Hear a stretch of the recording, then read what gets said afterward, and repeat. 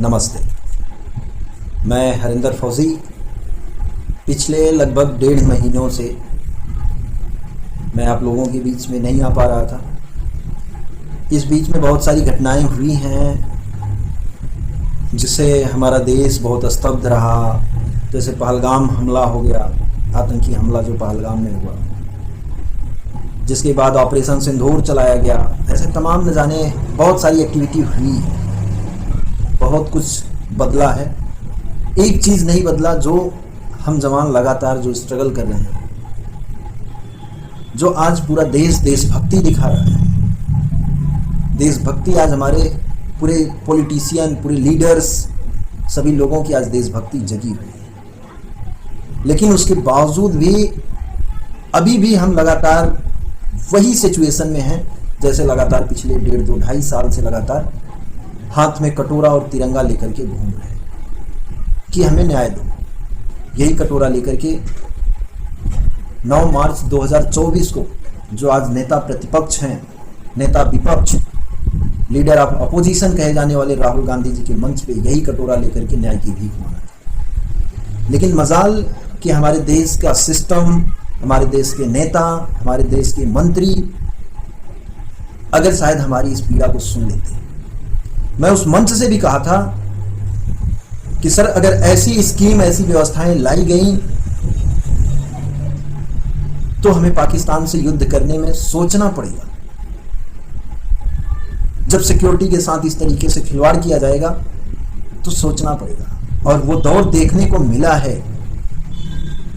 15 दिन बाद, पहलगाम हमले के 15 दिन बाद हम सर्जिकल स्ट्राइक के माध्यम से, जिसे ऑपरेशन सिंदूर का नाम दिया गया, उस ऑपरेशन सिंदूर के माध्यम से हम एक ऑपरेशन कर करके उनके 8, 9, 10 ठिकानों का मीडिया के मुताबिक, और वही मीडिया जो कराची, लाहौर सब पे कब्जा करा रही थी, उसी मीडिया के मुताबिक और वहीं के अधिकारियों द्वारा बताया गया, विदेश मंत्री के द्वारा बताया गया कि हम 9 जगहों पे, कोई 9 बताया, कोई 11 बताया, ऐसे तमाम न जाने तमाम आंकड़े हैं। किसको सही कहें, किसको गलत कहें, हम इस पे नहीं जाएंगे। लेकिन हम इस पे जाएंगे कि आज जो हमारी सेना कमज़ोर क्यों की जा रही है, उस चीज़ का हम उदाहरण आपको दे रहे हैं कि आज हम 15 दिन तक लगातार पाकिस्तान के हमले करने के बाद, जो ये कहा गया कि पाकिस्तान ने हमला किया, उस हमले के बाद 15 दिन बाद हम जाकर के ऑपरेशन सिंदूर लॉन्च करते हैं और फिर भी 2-3-4 दिन में सीज फायर हो जाता है। तो आखिर वो ये सब करना क्यों? चलो वो सब विषय बाद में हम बात करेंगे, उस पर हम ज़्यादा चर्चा नहीं करना चाहते। लेकिन जो नहीं बदला उस पर हम चर्चा करते हैं। वो सब तो बहुत सब कुछ हुआ है, तमाम सारी जो बातें हुई उस पर हम बाद में बात करेंगे। लेकिन जो हमारे बगल में बैठे हैं ये शख्स, ये भी भारतीय सेना के एक जवान है और लगातार ऐसे न जाने कितने जवानों को मैं सामने रखा हूं, दिखाया हूं और लगातार उसी न्याय की लड़ाई लड़ रहा हूं कि हम भारतीय सेना में बड़े बड़े अधिकारियों की, मैडमों के अंडरगारमेंट्स धुलने सेना में नहीं जाते। ये वर्दी इसलिए नहीं पहनते कि हम उनका अंडरगारमेंट्स धुलें। बहुत साफ और सरल शब्दों में कह रहा हूं, हम ट्रे उठाने नहीं जाते, हम कपड़े धुलने नहीं जाते उनका, हम वेटर ड्यूटी करने नहीं जाते। लेकिन दुर्भाग्य है कि पिछले 2-2.5 साल से लगातार घूम रहे हैं, सभी के पास यह हाथ में कटोरा लेकर के न्याय मांग रहे हैं कि महोदय, हमारी सेनाएं, हम लोगों को कमजोर किया जा रहा है। सिर्फ डिसिप्लिन के नाम पे हम लोगों को सताया जा रहा है, हम लोगों को पीड़ित किया जा रहा है। और ये जीता जागता पुख्ता प्रमाण देता हूं और लगातार दे रहा हूं। ये जो मेरे बगल में बैठे हैं, ये भी भारतीय सेना के एक जवान है और ये भी उसी समस्याओं से जूझ रहे हैं। ये यमी के हैं, सेना में बहुत सारे वो बना रखे हैं अलग अलग रेजिमेंट्स, जो ये तमाम सारी अंदर की चीज़ें हैं, उस पर हम ज़्यादा डिटेल में बात नहीं करेंगे। लेकिन इनका ये कि ये मेरे हाथ में जो आइडेंटिटी कार्ड होता है, जो पहचान पत्र हमारा होता है, वो हमारे हाथ में है, जिसको मैं सिक्योरिटी रीजन की वजह से मैं इसको पब्लिश नहीं कर सकता। लेकिन फिर भी मैं आपको ऐसे थोड़ा सा ऐसे दिखा रहा हूँ कि ये चीज़ अभी ये इनके हाथ में, और ये लगातार ये भी इन्हीं समस्याओं से जूझ रहे हैं। लेकिन हमारी कहीं कोई सुनता नहीं। आज भी ऑपरेशन सिंदूर में आप पता करिएगा कि कितने जवान शहीद हुए। हम मारे जाते हैं, हम सरहद पे शहीद होते हैं, हम गोलियां आगे खाते हैं, लेकिन महोदय हमारे जो बड़े बड़े जो अधिकारी बैठे हैं, जो हमारे इतनी मेहनत, इतने त्याग, इतने परिश्रम के दम पे हम ये अधिकारी और जवान में खाई नहीं पैदा कर रहे हैं, लेकिन ये अधिकारी कर रहे हैं जिन्हें सोचना चाहिए। जो कीर्ति चक्र, वीर चक्र, शौर्य चक्र सब कुछ तुम रख रहे हो, रखो तुम, हमें नहीं चाहिए, कम से कम सम्मान तो दे दो। हम आपकी मैडमों के कच्चा बनियान थोड़ी धुलने आए, हम आपके जूते थोड़ी पॉलिश करने आए। बोला ये चला आ रहा है, चला आ रहा है। अरे यार चला आ रहा है, देश आजाद हुई इतने दिन हो गए, तो कम से कम अब तो इन चीजों को खत्म करो।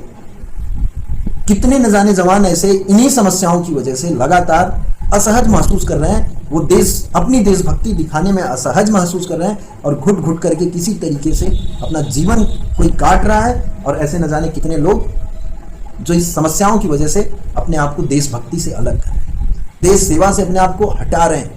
अब सोचिए कि कितने न जाने कितने पैसे इनके ऊपर खर्चा कर करके गवर्नमेंट, भारतीय सरकार, भारत की सरकार, भारत की गवर्नमेंट इन्हें तैयार की, एक सोल्जर बनाई। लेकिन उसके करीब 5-6 साल तक सेवा देने के बाद अगर ये अपने आप को वहां से पीछे खींच रहे हैं, तो इससे किसका लॉस हो रहा है? क्यों? क्योंकि वही लगातार वही काम कराया जा रहा है, वही लगातार बोला तुम इसीलिए हो, युद्ध नहीं लड़ रहा है, जब युद्ध लगेगा तब की तब देखी जाएगी, तुम इसीलिए हो। और आज ऑपरेशन सिंदूर में सबको पता चल गया। और ये तो शुक्र करो हमारी एयरफोर्स का, मैं धन्यवाद करता हूं, तहे दिल से नमन करता हूं। अगर एयरफोर्स ना हो तो हमारे जो अधिकारी हैं इंडियन आर्मी के, उनको उनकी औकात पता चल जाए। लेकिन एयरफोर्स में ये सहायक सिस्टम नहीं है, लेकिन अग्निवीर ला करके वहां पे भी हमारी सेना को कमजोर किया जाए। ये आप लोगों को समझने की जरूरत है। हमें किसी राजनीतिक दल से हमें कोई लेना देना नहीं है, जो हकीकत है उस चीज को हम बता रहे हैं। क्योंकि ये राजनीतिक दल सिर्फ कुर्सियों की राजनीति कर रहे हैं। मैं कह रहा हूं, ऑन कैमरे कह रहा हूं, कि अगर हो कोई माई का लाल सच्चा नेता हो, जिसे अग्निवीर से लाभ दिख रहा हो, अग्निवीर से हमारी सेना मजबूत दिख रही हो, उसे मैं ओपन चैलेंज करता हूं, सामने बैठे बात करे, देश देखे, वो बताए अग्निवीर की अच्छाइयां बताए, किस तरीके से अग्निवीर से हमारे देश को योद्धा बनाया जा सकता है। और मैं बताता हूं कि किस तरीके से हमारी अग्निवीर से हमारी सेना, भारत की सेनाएं कमजोर की जा रही है। वहां से सिक्योरिटी को बेचा जा रहा है, सिक्योरिटी को लीक किया जा रहा है। देश के रक्षा मंत्री जी बैठे हैं, देश के प्रधानमंत्री जी बैठे हैं, देश के जो डिफेंस के जो जनरल महोदय हैं वो बैठे हैं। आजकल जो एक और पद है सीडीएस महोदय का, वो भी बैठ सकते हैं। सुरक्षा सलाहकार जी बैठे, बात करें, देश को बताएं। लेकिन सिर्फ आज तिरंगा यात्रा निकाल करके सिर्फ वाहवाही, सेना के द्वारा की गई कार्रवाई पे सिर्फ अपनी अपनी चेहरे चमकाए जा रहे हैं। कोई तिरंगा यात्रा निकाल रहा है, कोई हिंद रैली, पता नहीं हिंद यात्रा क्या क्या, ऐसे ऐसे न जाने कौन कौन सी चीजें निकाली जा रही हैं। लेकिन ये जो हमारे बगल में बैठे हैं पलसा नरेंद्र करके यम्मी के जवान हैं, और ये भी उस पीड़ा से पीड़ित हैं, ये भी उस पीड़ा से बहुत पीड़ित हैं, इसी सहायक सिस्टम से, इसी बड्डी से, जिसे बड्डी कहा जाता है। बोला वार सिचुएशन के टाइम पे काम आएगा। और वो बड्डी अधिकारियों के घरों में, उनके कुत्ते घुमाने में, उनकी मैडमों के कपड़े धुलने में, उनके बच्चों की देखभाल करने में, उनकी रसोइयों में उनका खाना बनवाने में, हाथ बटाने में, ऐसे न जाने उनके कपड़े धुलने में, न जाने कौन से अनलीगल, जितने सारे अनलीगल कार्य हैं वो सब कुछ कराए जाते हैं ऐसे हम जवानों से। लेकिन हमारी पीड़ा कोई सुनने वाला नहीं है। इसलिए मैं अपने देश के लोगों से लगातार गुहार कर रहा हूं कि कम से कम अभी तो जागो। ऐसे ही हम लोग सभी लोग मारे जाएंगे। कभी पुलवामा में 40 जवान शहादत होगी और एक सर्जिकल स्ट्राइक, फिर उसमें अपने चेहरे चमकाए जाएंगे। फिर कभी पहलगाम में आप लोगों जैसे लोग मारे जाएंगे, हमारे देश के आम नागरिक मारे जाएंगे। फिर ऑपरेशन सिंदूर, फिर सारी चीजें पाकिस्तान के ऊपर। मैं इतने दिन तक अभी नहीं बोल रहा था, लेकिन मैं पूछ रहा हूं, मेरा पाकिस्तान से कोई वो नहीं। पाकिस्तान बिल्कुल 1971 में, बहुत पहले 71 के दौर में, 70-71 के दौर में पाकिस्तान के 2 टुकड़े कर दिए गए थे। वो पाकिस्तान को हम आज भी पाकिस्तान पाकिस्तान पाकिस्तान पाकिस्तान है क्या चीज भारत के लिए,